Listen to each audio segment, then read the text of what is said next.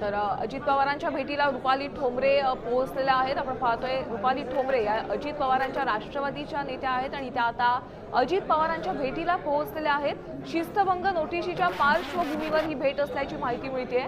रुपाली ठोंबरे पाटील आता अजितदादांच्या भेटीला पोहोचलेल्या आहेत।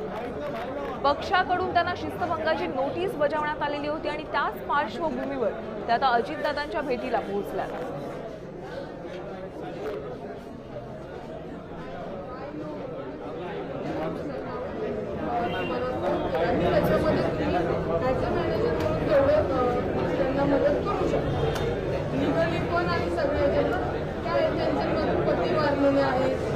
या संदर्भात अधिकचे अपडेट जाणून घेऊयात। आमचे प्रतिनिधी सागर आव्हाड करणार। सागर, रुपाली ठोंबरे अजितदादांच्या भेटीला पोहोचल्यात, नेमकं कारण काय आहे?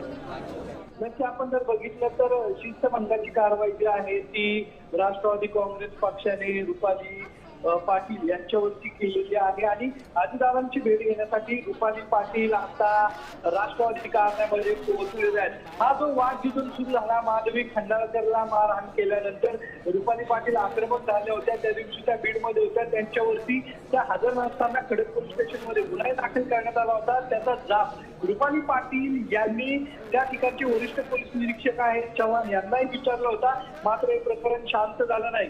रुपाली टाकणकर यांची बदनामी केली म्हणून पक्षाने त्यांना कारणे दाखवा नोटीस जी आहे, शिस्तभंगाच्या कारवाईची नोटीस जी आहे ती बजावलेली आहे।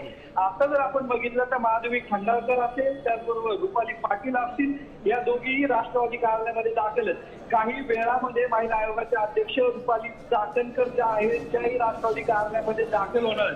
आपण जर बघितलं तर या सर्व प्रकरणामध्ये जो वाद या दोन रुपालींमध्ये सुरू आहे, हा वाद नक्कीच। धन्यवाद सागर या सविस्तर माहितीसाठी। आपण पाहतोय माधवी खंडाळकर मारहाण प्रकरणामुळेच रुपाली ठोंबरे पाटील यांना राष्ट्रवादी अजित पवार पक्षाकडून कारणे दाखवा नोटीस पाठवण्यात आलेली आहे आणि त्याच पार्श्वभूमीवर आता रुपाली ठोंबरे पाटील अजितदादांच्या भेटीला पोहोचल्यात।